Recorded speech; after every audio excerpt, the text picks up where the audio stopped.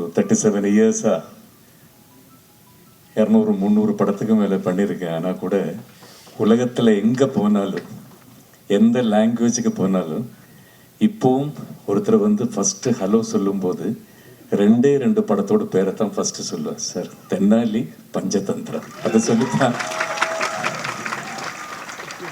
Wish பண்ணுவாங்க. அது எந்த லாங்குவேஜில் போனாலும் அதை எனக்கு கொடுத்த கேஎஸ் ரவிக்குமார் சார் அவர்கள் 8th ஸ்டாண்டர்டில் படிக்கும்போது கேரளாவில் ஒரு ஷூட்டிங் பார்க்குறதுக்காக ஒரு நாள் ஃபுல்லாக ஸ்கூல் கட் பண்ணி அந்த க்ரௌடில் ஒரு செகண்டாவது நான் அவ்வளோ நேசிக்கிற அந்த ஹீரோ ஒரு கிலோமீட்டர் முன்னாடி அப்படியே பார்க்க முடியுமா பார்த்து ரொம்ப தவித்து போய் ஒரு கிளான்ஸ் பார்த்துருக்கேன். 8th ஸ்டாண்டர்ட் அவ்வளோ ஃபேன். அந்த கமல் சார் கூட ஒரே ஸ்டேஜில் உட்கார முடியறதுங்கிறது என்னை பொறுத்த வரைக்கும் பிளஸ்ட் லைஃப். என்னோட பிளஸ்ட். மோகன் சார் எங்குமே போகல, இங்கேயே தான் இருக்காரு. அந்த வெத்தலை பார்க்க மனம் இங்கேயே இருக்கு. அவரை பார்க்கும் போதெல்லாம் நான் முதல்ல கேட்கறதே சார் கொஞ்சம் கொடுங்க அந்த வெத்தலை பார்க்க. நான் கமல் சார்கிட்ட கூட சொல்லுவேன், வெத்தலை போட்டு ஒருத்தர் பக்கத்தில் வரும்போது இவ்வளோ ஒரு ப்ளசன்ட் ஸ்மெல்லு, அதில் என்னதான் கலந்துருக்காரு. கமல் சார் கூட சொல்லுவார், அதில் ஏதோ ஒரு ட்ரிக் இருக்கு, அந்த செல்லத்தை பார்த்தா தான் தெரியும்னு சொல்லுவார். அப்படி நான் நினைப்பேன், இவ்வளோ சந்தோஷங்கிறது நமக்கு பல இதில் இருக்கு. இது கண்ணு நிறைய ஒரு சந்தோஷம் சொல்லுவாங்கல்ல, தட்ஸ் ஃப்ரம் ஹார்ட். அந்த மாதிரி ரொம்ப ஒரு இந்த ஈவினிங் எனக்கு அவ்வளோ சந்தோஷமா இருக்குது. என்னென்னா இந்த மேடையில் வந்து உட்கார முடியாது, அதுவும் கிரேசி மோகன் சாரோட அதை பற்றி 2 வார்த்தைகள் பேச முடியாது. கமல் சார் இருக்காரு, all the other major people முன்னாடி உட்காந்துருக்கிறவங்களே ஜாம்பவாங்க, அவங்களுக்கு முன்னாடி நிற்க முடியாது. So blessed.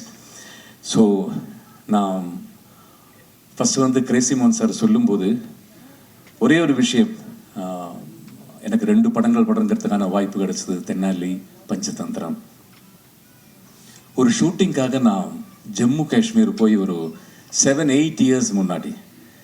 This is from my heart. இதில் எந்த இதுவும் சேர்க்கல, நடந்த கதை. காஷ்மீரில் இப்போ இந்த இஷ்யூ எல்லாம் நடந்த அந்த மாதிரி ஒரு ஏரியா, ரொம்ப ரெஸ்ட்ரிக்டட் ஏரியா. முதல்ல வந்து ஷூட்டிங் குரூப்பு இன்னொரு இடத்துல ஷூட்டிங் நடந்துகிட்ருக்கு. அப்போது நான் வந்து எனக்கு ஃபஸ்ட்டு ஷூட்டிங் ஸ்டார்ட் ஆகலை. அப்போது இன்னொரு வேன் போனதில் நானும் ஏறி அடுத்த லொக்கேஷனுக்கு போயிட்டேன். கன் ராஜேந்தர்னு ஒருத்தர் இருப்பார், கமல் சாருக்கு இதெல்லாம் தெரியும். சினிமாவில் வந்து கன் எல்லாம் சப்ளை பண்ணுறாரு. இப்போ ராஜேந்திரன் வந்து நிறைய டம்மி கன்ஸ் எல்லாம் கொடுத்துருக்காரு. அந்த வேனில் நான் ஏறி போய் இன்னொரு லொக்கேஷனில் உட்காந்துருந்தேன். அப்போ அவர் அந்த கன்னெல்லாம் அங்கே செட் பண்ணிருந்த போது திடீர்னு கொஞ்சம் மிலிட்ரி ஆஃபீஸர்ஸ் அங்கேருந்து இங்கேருந்தெல்லாம் வந்தாங்க. யார், who are you, why you are sitting here, shooting actor சொல்லவே முடியாது. அவங்க கன் அந்த இடத்துல போகவே கூடாது, அந்த மாதிரி ஒரு இடத்துல. அதுவும் கன் ராஜேந்தர் இவ்வளோ கன்னை வந்து டம்மி கன்னை கீழே போட்டு உட்காந்துருக்காரு சஃபாரி சூட்டோட. தமிழ் ஒருத்தர் இருந்தார் அதுக்குள்ள, அந்த மிலிட்ரி இதில். அவர் ஓடி வந்தார். சார் என்ன, நான் ஷூட்டிங் அது ஒன்றும் சொல்லுங்களே சொன்னேன். அவர் தமிழில் வந்து அவர்கிட்ட சொன்னாங்க, அவர் ஒரு ஆக்டர், அதனால ஒன்றும் பண்ணாதீங்க வாங்க சொல்லி என்ன ஒரு இடத்துல கூப்பிட்டு போய் உட்கார வச்சார். ஒரு 10 நிமிஷம் அவர் கூட பேசிகிட்டு இருந்தேன். அவர் வந்து அந்த பார்டரில் ஒரு மலையோட உச்சி மேலே, அவருக்கு அங்கே தான் டியூட்டி. அங்கே வந்து சிலப்போ அந்த டியூட்டி வந்து 15 மணி நேரம் இருக்கும், 20 மணி நேரம் இருக்கும், ஒரே இடத்துல நிற்கணும். அதுக்கப்புறம் இன்னொருத்தர் வரும்போது அந்த டியூட்டி சேஞ்ச் ஆகும். ஆல்மோஸ்ட் ஒரு 20-25 கிலோஸ் இருக்கு அவருக்கு மேலே. அவர் கையில் இருக்கிற அந்த ஸ்டன் கன், மேலே இருக்கிற அந்த ஹெல்மெட், ஃப்ரண்டில் இருக்கிற அந்த ஃபுல் இரும்பில் பண்ண தட் இஸ் அந்த புல்லட் ப்ரூஃப் எல்லாமே மேலே டோட்டல். அதை வச்சுட்டு அந்த குளிரில் அவர் 15 மணி நேரம் 20 மணி நேரம் இருந்த பிறகு நான் போய் கேம்பில் போயிட்டு சிரிச்சிட்டு தூங்குறது எதுன்னு காட்டுறேன்னு சொல்லி அவர் மொபைல் எனக்கு காட்டி கொடுத்தாரு. சார் பஞ்சதந்திரம் நிஜமா from my heart I am telling. இந்த படத்தை பார்த்துட்டு சிரிச்சிட்டு தான் சார் நான் டெய்லி தூங்குவேன். அது சொன்ன போது நினைச்சு பாருங்க, நம்மளுக்காக நிற்கிற காஷ்மீர் பார்டர்ல இருக்கிற அவர் நைட்ல ஒரு நாளைக்கு இருக்கிற என்னோட 15 மணி நேரம் டென்ஷனை நான் அதில் தான் ஃபுல்லாக ரிலீவ் பண்ணி போய் படுத்துன்னு தூங்க. தேங்க்யூ சார் சொல்லிட்டு அவர் அப்படியே போயிட்டாரு. ஸோ இப்போது கிரேசி மோகன் சார்கிட்ட மேலே அதுதான் சொல்கிறேன், எனக்கு சார் தேங்க்யூ அந்த மாதிரி ஒரு படம் எனக்கு கொடுத்ததுக்கு. இப்போ வரும்போது நான் ரவிக்குமார் சார் நானும் அதுதான் சொல்லிட்டு இருந்தோம். பின்னாடி பேப்பரை கூட ஒரு சீனுக்கு ஒன்றும் கிடையாது சார், ஸ்கிரிப்டே இருக்காது. கமல் சார் வந்து வண்டியில் ஏறி உட்காந்தாச்சு, ஒரு வேனில் நாங்கள்லாம் ஏறி உட்காந்தாச்சு. என்ன சீனுங்கிறது பிளாங்க், ஒன்றுமே இல்லை. போகிற வழியில் என்ன சொல்லுங்க, ஒவ்வொருத்தரா சொல்லுங்க சொல்லுங்க சொல்லுங்க சொல்லி அந்த முன்னாடி பின்னாடி சீன் சொல்லி சொல்லி சொல்லி சொல்லி நாகேஷ் சார் முன்னாடி உட்காந்து, நான் எனக்கு டைலாக் எல்லாம் கிடையாதா, நீங்க வந்து சரி சரி அந்த போலீஸ் வந்து முதல்ல பெருசு ஊது, என்ன குடிச்சிருக்கியா, இந்த வயசுல குடிக்கலன்னா அப்புறம் எந்த வயசுலயா குடிக்கிறது, சரி அந்த டைலாக். அப்படி அது இம்ப்ரவைஸ் கடைசியில ரவிக்குமார் சொன்னார், போதும் சார் இல்லைன்னா இந்த சீனை வச்சே படம் ஃபுல்லா போயிடும் அந்த மாதிரி. அப்படி அந்த மாதிரி ஸோ பிளஸ்டு தான். அப்புறம் கமல் சாரை பற்றி சொல்லும்போது நான் சொன்னேன் 8th ஸ்டாண்டர்ட்.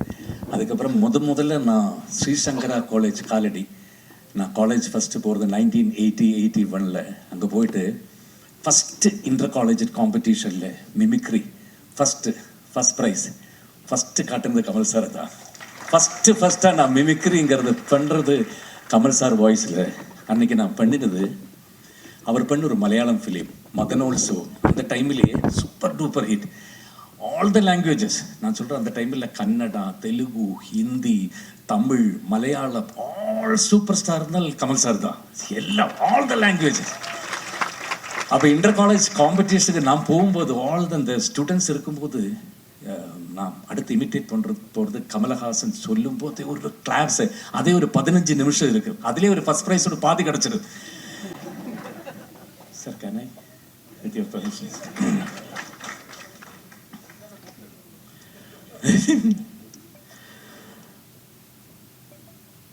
എൽസ,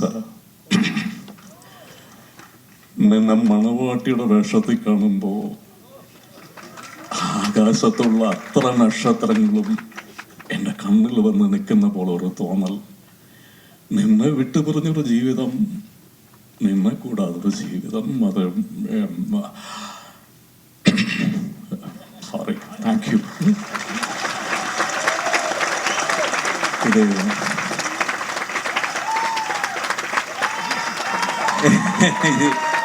இதை சொல்லித்தான் நான் மிமிக்ரி ஆரம்பிச்சது லைஃப்பில். ஸோ இன்னைக்கு அத்தனை வருஷத்துக்கு அப்புறம் அவர் கூட ஒரு ஸ்டேஜில் பக்கத்தில் உட்கார முடியறது திருப்பி எனக்கு அதே தான் மனசில் வந்துட்டு இருக்கு. ரொம்ப சந்தோஷம். தேங்க்யூ பாலாஜி சார், இந்த மாதிரி ஒரு நைஸ் ஈவினிங்க்கு என்னை கூப்பிட்டதுக்கு. All of you thank you so much.